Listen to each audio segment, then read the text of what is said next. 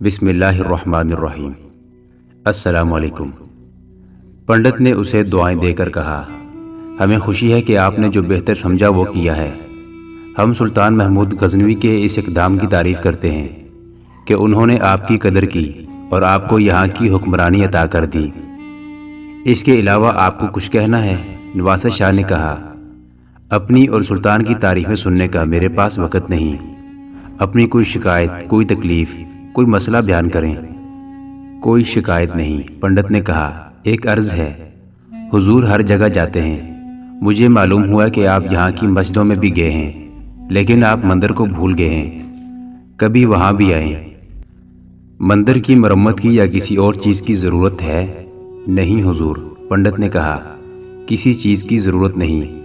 اسے شکایت سمجھیں، جو کچھ بھی سمجھیں۔ بات یہ ہے کہ شہر کے سرکردہ ہندو کہتے ہیں کہ امیر ہر جگہ جا کر لوگوں کی شکایتیں سنتے ہیں، مندر میں نہیں آتے، شاید ہمیں پسند نہیں کرتے۔ میں کسی روز آؤں گا، نواسہ شاہ نے کہا۔ دن اور وقت بتا دیں، پنڈت نے کہا، ہم آپ کے رتبے کے مطابق کوئی انتظام کر لیں گے، دست بستہ حاضر رہیں گے۔ نواسہ شاہ نے سوچ کر 3 روز بعد کا دن اور وقت بتا دیا اور گھوڑے پر سوار ہو کر چلا گیا۔ پنڈت مندر میں گیا۔ لاہور سے آئے ہوئے 6 آدمی اس کے انتظار میں تھے۔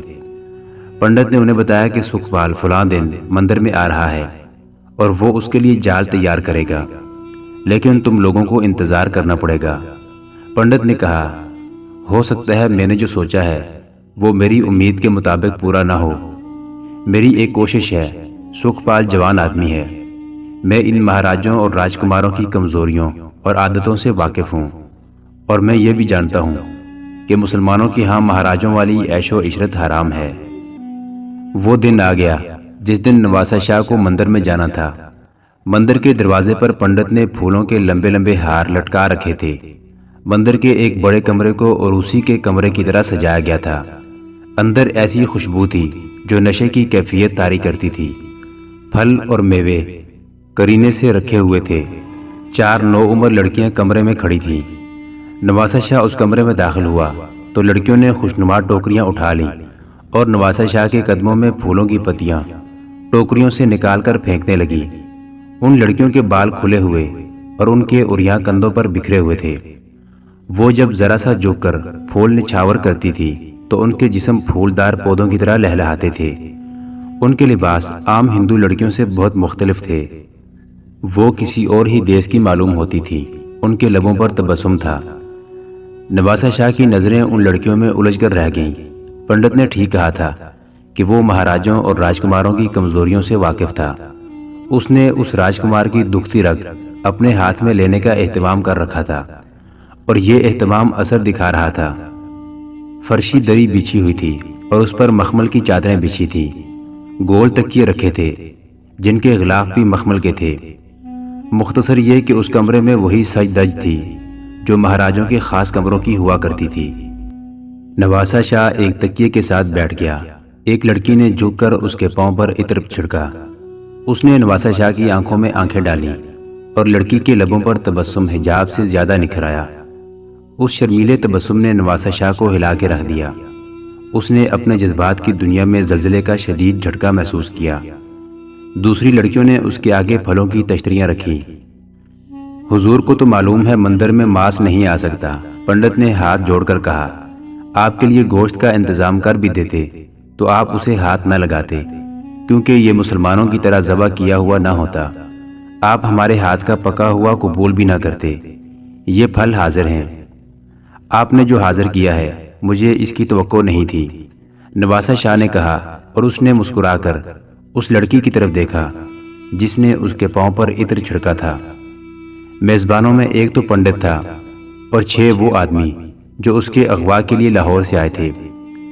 وہ معزز اور رئیس ہندوؤں کے لباس میں تھے۔ ان کے علاوہ 2 اور ہندو تھے جو بھیرا کے بہت بڑے تاجر تھے۔ یہ سب نواسہ شاہ کے آگے بچھے جا رہے تھے۔ کمرے میں تاروں کا ترنم نہایت آہستہ آہستہ ابھرنے لگا۔ نواسہ شاہ نے چونک کر دیکھا۔ ایک لڑکی بربط پر انگلیاں پھیر رہی تھی۔ اس نے اپنی زبان کا ایک نغمہ چھیڑ دیا۔ اس کی آواز میں سوز تھا۔ وہ گنگنا رہی تھی جیسے وہ ندی کنارے تنہا بیٹھی ہو اور اسے یہ احساس ہو کہ ارد گرد کوئی بھی نہیں۔ نواسہ شاہ کا چہرہ بتا رہا تھا کہ اس پر سحر طاری ہوا جا رہا ہے۔ اس کی آنکھوں میں خمار نظر آنے لگا تھا۔ لڑکی کی آواز جس طرح آہستہ آہستہ ابھری تھی، اسی طرح آہستہ آہستہ خاموش ہو گئی۔ نواسہ شاہ کی نظریں لڑکی سے ہٹ نہ سکیں۔ ہم نے آپ کو اس لیے نہیں مدعو کیا تھا کہ کوئی شکایت یا کوئی اپنی ضرورت آپ کی خدمت میں پیش کریں گے، پنڈت نے کہا۔ ہم اپنے انداز سے آپ سے اپنی عقیدت اور اعتماد کا اظہار کرنا چاہتے تھے۔ ہمیں اپنا وفادار سمجھیں۔ آپ کا انداز بہت حسین ہے، نواسہ شاہ نے کہا۔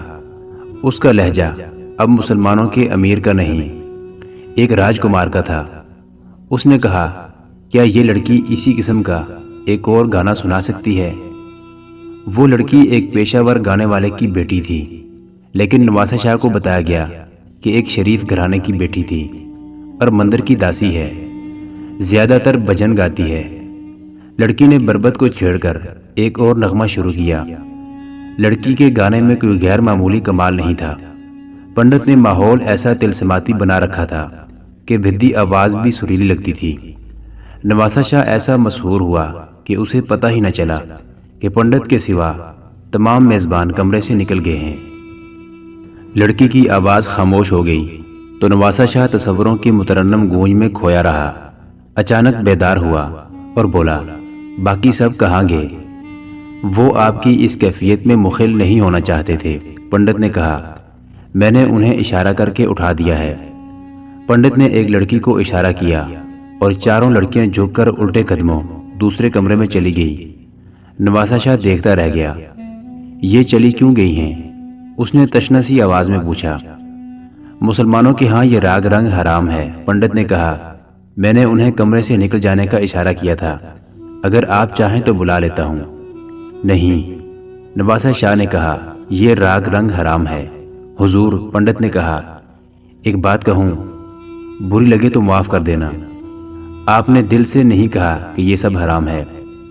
اپنے دل پر جبر نہ کریں، میں بوڑھا ہو گیا ہوں۔ انسانوں کے دلوں کی بات ان کی آنکھوں میں پڑھ لیا کرتا ہوں۔ آپ نے اسلام قبول کر لیا ہے، اچھا کیا ہے۔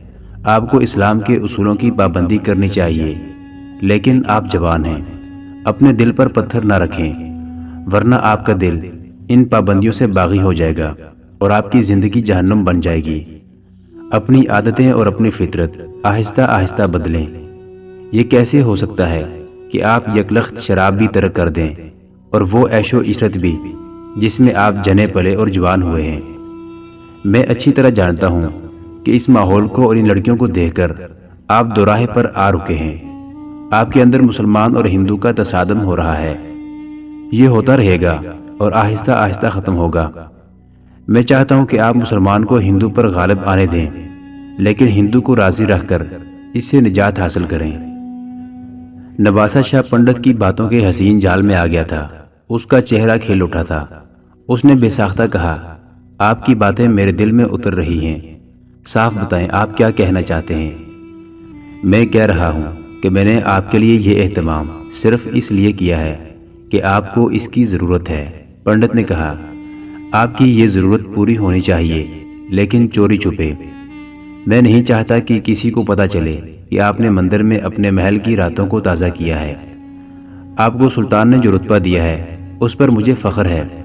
میں آپ کی پردہ پوشی کروں گا، آپ کی مدد بھی کروں گا کہ آپ کی جذباتی ضروریات بھی پوری ہوتی رہیں، اور آپ کو مسلمانوں کی طرف سے جو نازک ذمہ داری سونپی گئی ہے اس سے بھی آپ کوتاہی اور چشم پوشی نہ کر سکیں۔ پھر آپ آہستہ آہستہ ذہن سے عیش و عشرت کو نکالتے چلے جائیں۔ نواسہ شاہ جوان آدمی تھا۔ 4-5 ماہ پہلے تک وہ محلات کی ان عیاشیوں میں رہا تھا جنہیں جائز سمجھا جاتا تھا۔ اس نے مسلمان ہو کر اپنا دل مار لیا تھا۔ مولوی سعید اللہ قاسمی اور امارت کے حکام نے اسے اسلامی سانچے میں ڈالنا شروع کر دیا تھا۔ وہ نئی زندگی اور نئے مذہب کو بخوشی قبول کر چکا تھا اور اس نے فرائض سر انجام دینے شروع کر دیے تھے، مگر پنڈت نے اس کے اس اقدام کو سراہتے ہوئے نہایت استادی سے اس کے اندر ہندو راجکمار کو بیدار کر دیا۔ نواسہ شاہ نے اتنی حسین لڑکیوں کو، ان کے تبسم اور ان کے تلسماتی انداز کو دیکھا تو وہ ڈگمگانے لگا۔ اگر میرے ماتحت حاکموں کو پتہ چل گیا تو میرا اعتماد ختم ہو جائے گا۔ نواسہ شاہ نے کہا، وہ مجھ پر الزام عائد کریں گے کہ میں ہندوؤں کے ساتھ مل گیا ہوں۔ کسی کو پتہ نہیں چلنے دیا جائے گا۔ پنڈت نے اسے اپنی زنجیروں میں اور زیادہ مضبوطی سے جکڑنے کے لیے کہا، میں آپ کو ذمہ داریوں سے بھی نہیں ہٹنے دوں گا اور میں آپ کو اسلام سے بھی منحرف نہیں ہونے دوں گا۔ لیکن میں آپ کو یہ بتا دوں کہ مسلمان امراء بھی چوری چھپے عیاشی کرتے ہیں۔ ان میں کوئی ایسا نہیں جس کی صرف ایک بیوی ہو۔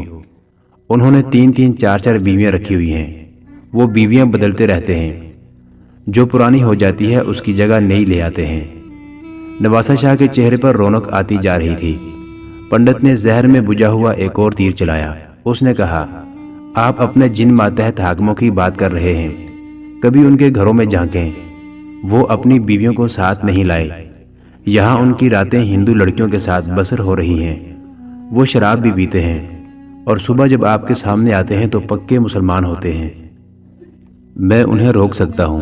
نواسہ شاہ نے کہا، مجھے سلطان نے کہا تھا کہ کسی کو عیش و عشرت میں نہ پڑنے دینا، کسی حاکم کا گناہ معاف نہ کرنا۔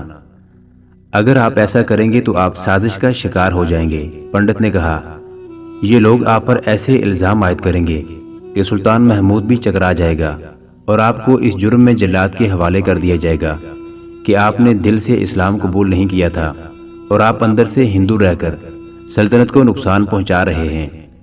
آپ نو عمر ہیں، انسانی فطرت کو آپ نہیں سمجھ سکتے۔ انسان اپنے نفس کا غلام ہے۔ اس کی نفسیاتی ضروریات پوری نہ ہوں تو وہ اپنے روزمرہ فرائض خوش اسلوبی سے سر انجام نہیں دے سکتا۔ آپ اپنے اوپر جبر نہ کریں، کبھی کبھار یہاں آ جایا کریں، مجھے آپ اپنا مخلص دوست پائیں گے۔ میں آیا ہوا تو ہوں، نواسہ شاہ نے کہا۔ نہیں، پنڈت نے کہا، باہر آپ کے محافظ کھڑے ہیں، آپ کے عملے کو معلوم ہے کہ آپ یہاں آئے ہوئے ہیں۔ ہو سکتا ہے 1 2 جاسوس بھی موجود ہوں۔ میں آپ کے خلاف کوئی بات نہیں ہونے دوں گا۔ اب آپ چلے جائیں۔ رات کو اس طرح یہاں آئیں کہ کوئی آپ کو باہر نکلتے اور یہاں آتے نہ دیکھ سکے۔ آپ کے لیے یہ کوئی مشکل کام نہیں۔ یہاں سے آپ کو خیریت سے واپس لے جانا میرا کام ہے۔ یہ لڑکیاں موجود ہوں گی؟ نواسہ شاہ نے کہا، میں یہ گانا سننا چاہتا ہوں۔ آپ آئیں گے تو انہیں حاضر کر لیا جائے گا، پنڈت نے کہا، اور شراب وہ پیش کروں گا جس کی بو نہیں ہوگی۔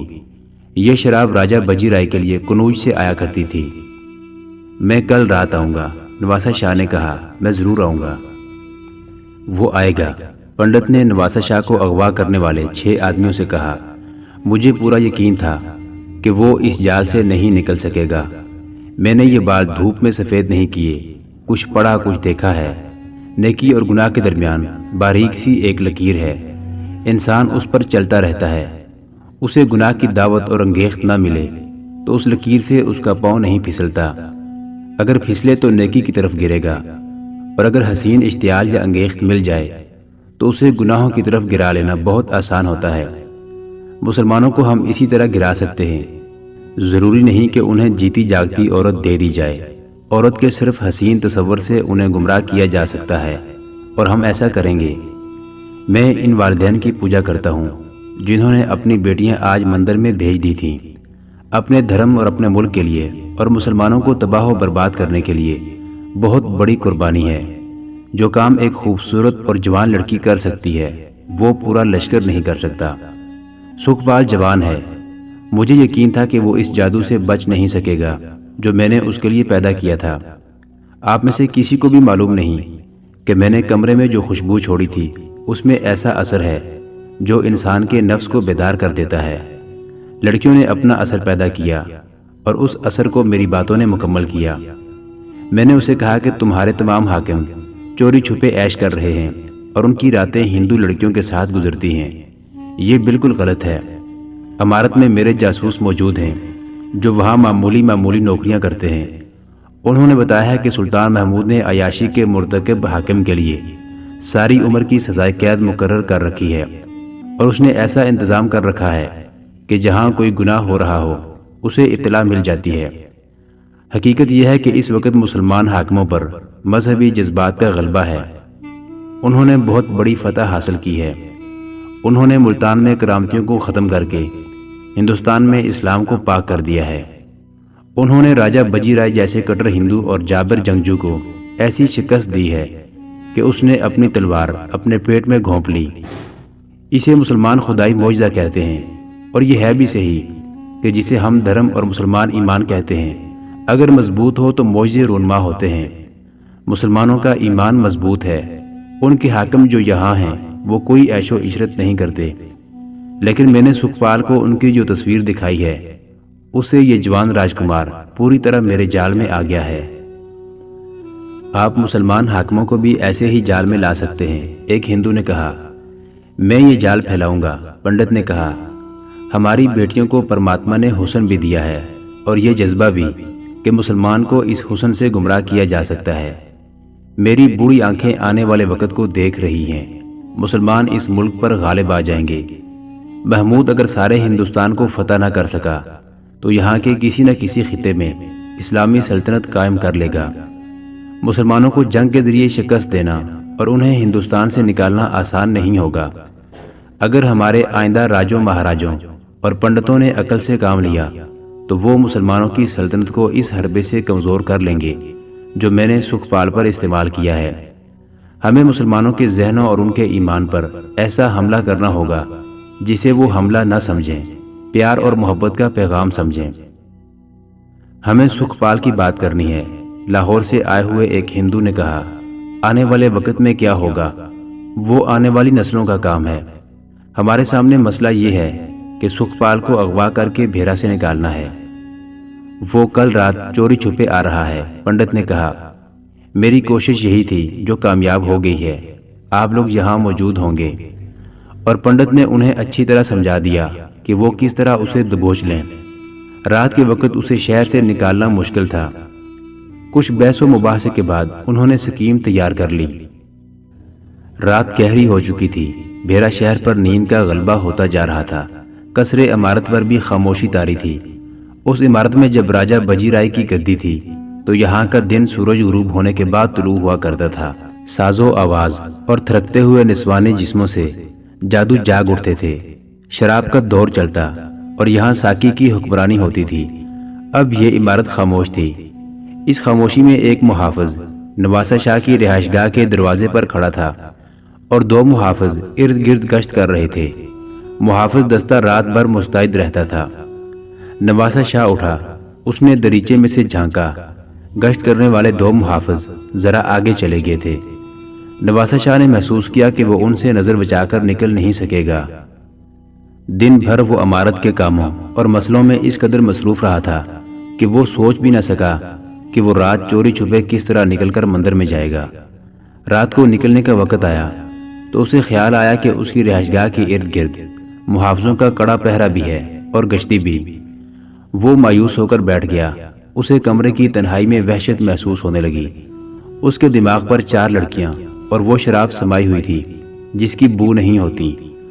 وہ خوش تھا کہ یہ شراب پی کر آئے گا تو کسی کو شراب کی بو نہیں آئے گی، مگر مندر تک پہنچنا ٹیڑھا مسئلہ بن گیا تھا۔ اسے مایوسی کی تاریکی میں ایک چمک سی دکھائی دی۔ اسے مولوی سعید اللہ قاسمی کے یہ الفاظ یاد آئے، اسلام میں خلیفہ اور اس کے ماتحت چھوٹے چھوٹے علاقوں کے امراء کی ذمہ داریاں بڑی ہی نازک اور صبر آزما ہوتی ہیں۔ وہ راتوں کو بھیس بدل کر گلی کوچوں میں پھرتے اور دیواروں سے کان لگا کر سنتے ہیں کہ قوم میں کوئی گھرانہ یا کوئی فرد کسی مصیبت میں مبتلا تو نہیں، اور کیا پوری قوم خلافت اور امارت سے مطمئن ہے۔ نواسہ شاہ اٹھا اور اس نے بھیس بدل لیا۔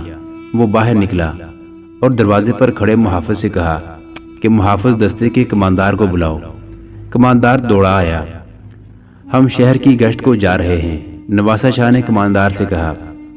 کماندار کے لیے امیر کا یہ اقدام حیران کن نہیں تھا، یہ تو مسلمانوں کی روایت تھی۔ یہ الگ بات تھی کہ کتنے امراء اس روایت پر عمل کرتے تھے۔ کماندار نے گشتی محافظوں کو بتا دیا کہ امیر محترم گشت کے لیے جا رہے ہیں۔ نواسہ شاہ معمولی سا ایک چوغا پہن کر اور سر پر کپڑا لپیٹ کر چل پڑا اور قصر عمارت کے صدر دروازے سے نکل گیا۔ وہ مندر کے دروازے پر جا رکا، ادھر ادھر دیکھا اور دروازے میں داخل ہو گیا۔ اسے معلوم تھا کہ کس کمرے میں جانا ہے۔ ڈیوڑی میں اس کے استقبال کے لیے کوئی بھی نہیں تھا۔ اس نے تالی بجائی۔ اچانک پیچھے سے ایک آدمی نے اسے دبوچ لیا۔ ایک اور آدمی نے اس کی ٹانگیں بازوؤں میں جکڑ لیں۔ نواسہ شاہ جوان اور تنومند آدمی تھا۔ اس نے جسم کی پوری طاقت صرف کر کے اپنے آپ کو پیچھے دھکا دیا اور پچھلے آدمی کے سہارے اگلے آدمی کو پاؤں سے دھکیلا۔ اس داؤ سے وہ آدمی جس نے اسے پیچھے سے دبوچا تھا پیچھے کو گرا، اور جس نے اس کی ٹانگیں پکڑی تھی وہ دوسری طرف گرا۔ دو اور آدمی اس پر جھپٹے۔ نواسہ شاہ دروازے سے باہر آ گیا اور اس نے پھرتی سے تلوار نما خنجر نکال لیا۔ جوڑی تاریک تھی، باہر سائے نظر آتے تھے، ستاروں کی روشنی کافی تھی۔ نواسہ شاہ نے خنجر کا وار کیا اور ایک آدمی کی کرب میں ڈوبی ہوئی چیخ سنائی دی۔ پھر کسی کی آواز آئی، زندہ پکڑنا، اور قریب سے ہی آواز آئی، مشعل جلاؤ۔ چکماک کا شرارہ چمکا اور تیل میں ڈوبی ہوئی مشعل کا شعلہ بھڑکا۔ پھر آواز سنائی دی، کاٹ دو انہیں۔ محترم ناظرین، سلطان محمود غزنوی کی زندگی کے واقعات پر مشتمل سیریز دیکھنے کے لیے چینل کو سبسکرائب ضرور کر لیں۔ گزشتہ اقساط دیکھنے کے لیے چینل پر پلے لسٹ کا وزٹ کریں۔ ویڈیو کو لائک اور شیئر ضرور کیجیے۔ کمنٹ باکس میں اسلام زندہ باد ضرور ٹائپ کریں۔ اللہ آپ کا حامی و ناصر ہو۔